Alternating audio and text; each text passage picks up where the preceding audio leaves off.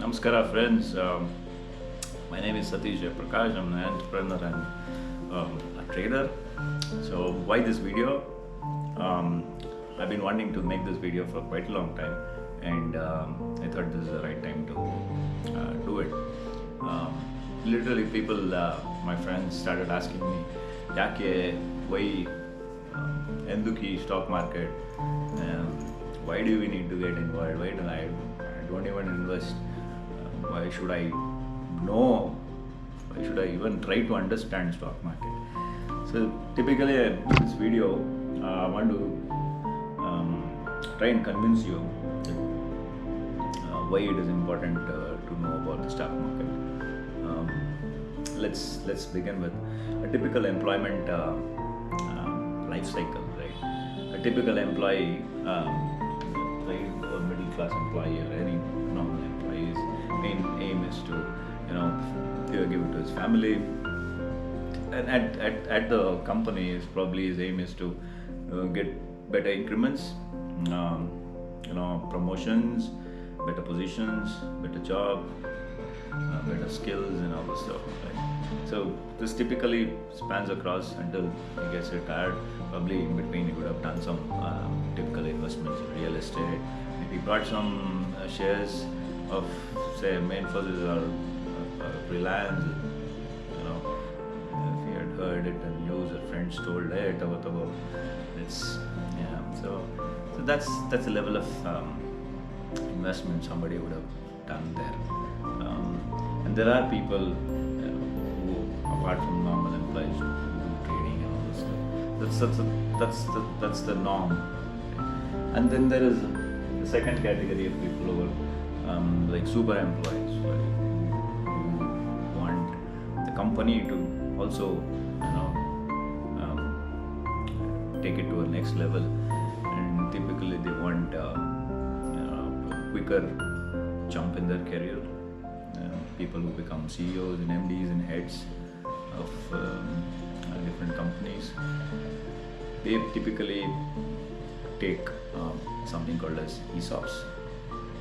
Some companies do provide to everyone, but yeah, at certain levels, as they get employee shares, it means when you take the company to a next level, you're taking the value of the company also to the next level. That means you're making profit because you hold the shares of your company. So that's the motivation how at certain levels, certain positions, they get in, right? And the typical third category, the people who own businesses. They might have hereditary business, or people who just have startups. Typically, they need investment to run the business. They might take it from somebody else, investment or third party or somebody. So that's a normal process. So let's take an example of Flipkart. How they started. They started small, and then for expansion they needed investment, and they got third party investment. How do the third party invest in somebody's company? So they typically take part of their shares, own it, and invest it. So once you do the production or they give your service, the profit is also shared by the investor, shared to the investor, right? So that's how the private equity, which is called, works. Say for example, same Flipkart wanted to go big bang across the world, the Amazons or say Zomato, for example, right?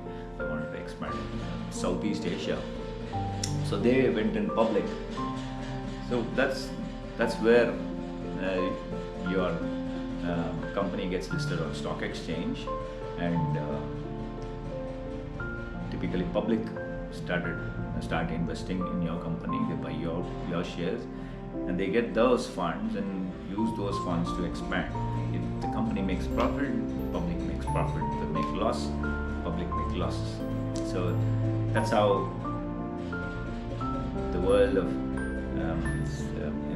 share and stock exchanges work. And typically, the last part, right, the global influences. The global influence, people from foreign, USDs, which come into your country, helps in your domestic growth, infrastructure, people's standard of living gets up.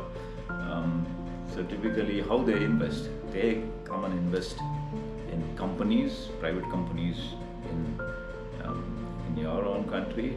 They invest in governments, and when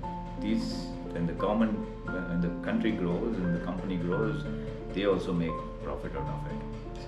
So typically, the investment, the shareholding patterns, the percentage is across our day-to-day life, right?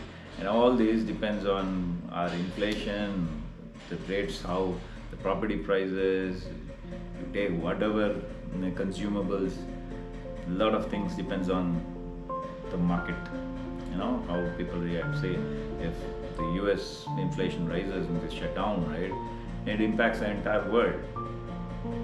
So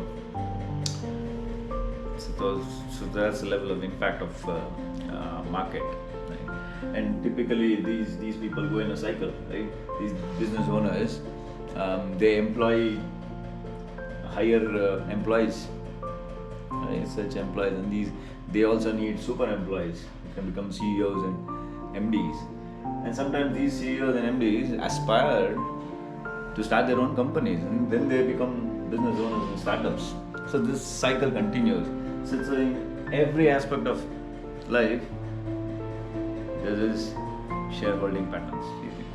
Assume you have a lot of money, you achieved your targets and financially. So what do you do then, right? Then you, at people at level like Warren Buffett or Junjunwala or big guns who have enough pocket money, enough surplus, they start investing in others' idea, because it is impossible for a single mind to have entire, you can't do startups in A, B, C, D, E, F, G, H, I, right? You need to identify a good, talented idea, a good company, and then invest there to get your returns out, right? So basically that's it. I mean, end of the day, when you do all these and end up there somewhere, you'll end up the day either you invest in yourself, right, or invest in somebody else. So yeah, and it's time for you to invest a certain time for yourself to understand what's this stock market world about. If you're not started yet, please do. And the next generation, I don't think share market and stock markets, investment, trading will be an option. It will be part of the lifestyle, and it is the right time for people to start understanding, let alone investing and trading. That's the next part. At least you start knowing what is stock market, what is involved in it. So as I told you, if these reasons didn't convince you, and probably comment below, and probably I'll find better reasons next time. Anyways, stay tuned. I'll be doing a few more similar knowledge videos on trading, automated trading, and lots of stuff. So stay tuned, subscribe, chill Madi. Have a good week.